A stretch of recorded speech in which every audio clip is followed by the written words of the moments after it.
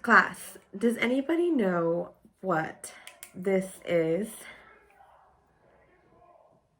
That's right, it's a flashlight. Now, I brought this from home because this is the flashlight that I used when we had the Hurricane Harvey in 2017. Hurricane Harvey happened in 2017, and um, that night that the hurricane arrived, we were prepared. We got prepared for it, but we did have a power outage. So this is one of the neat tools that we used in the nighttime to go to the bathroom, to go to the kitchen to get some water. Now we also had water bottles too.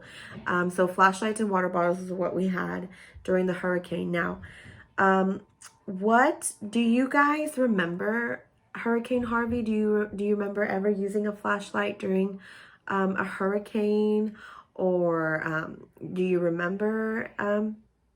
You do? Okay, yeah. So we use these in case of an emergency. We use these flashlights when there's no power, and then for the water bottles, we use them to keep if there's no fresh water running or if there's no water running at all. We keep the water bottles to have water so that we can survive. If the effects of the hurricane are big, so that's why we use a flashlight. I'm going to pass it around for everybody to look at. It's a tiny flashlight. We have other flashlights at home that are bigger, but this is the one that we use to go to the restroom. Okay, so what do you know about hurricanes? Have you ever experienced one? You have? Okay. You just don't you remember being at home with your family, but you don't remember you're right. You were probably asleep. So the hurricane happened at nighttime, and you hear lots of wind. You hear, you hear the wind knocking on your window. You hear the tree branches outside. What else do you hear? What do you remember? Rain? Lots and lots of rain, right? Of course, yeah, and we'll go deeper into that, what a hurricane is. Okay, so what I want you to do right now, in your science journals, I want you to take out a fresh KWL chart. You're going to write the topic.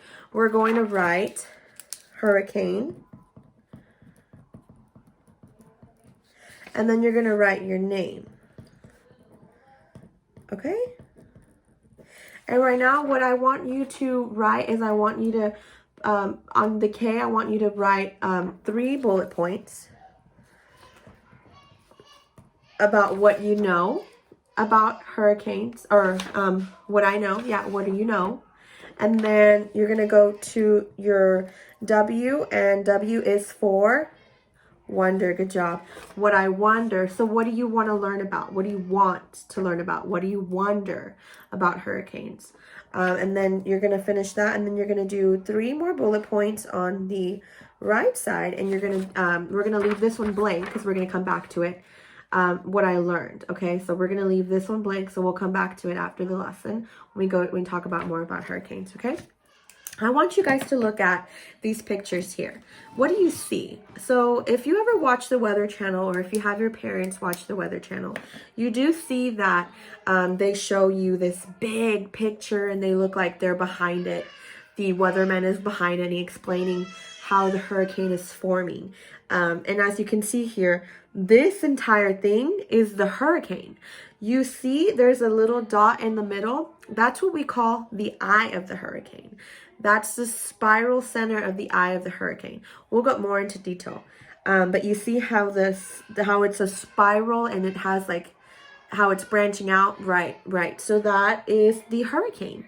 So that's what the hurricane looks like in terms of like from the satellites. This is how weathermen graph, or they're able to give us a warning that the hurricane is coming. That's why it's always hurricane season. We're always on top of watching, because we want to be prepared for this disaster. What happens if a hurricane comes?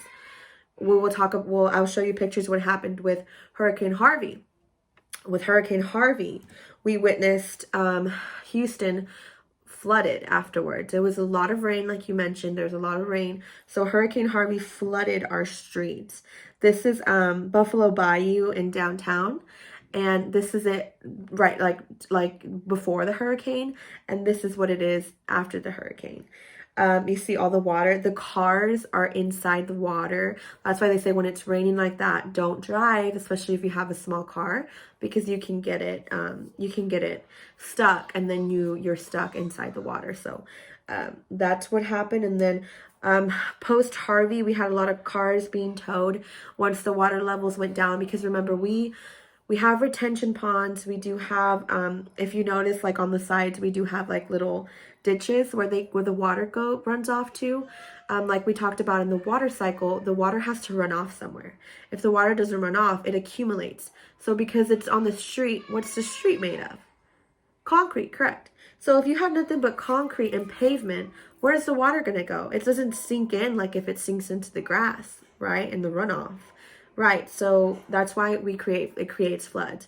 So this is the after effects of Hurricane Harvey. Now I want you to go ahead and write, I'm going to leave these pictures up here for you.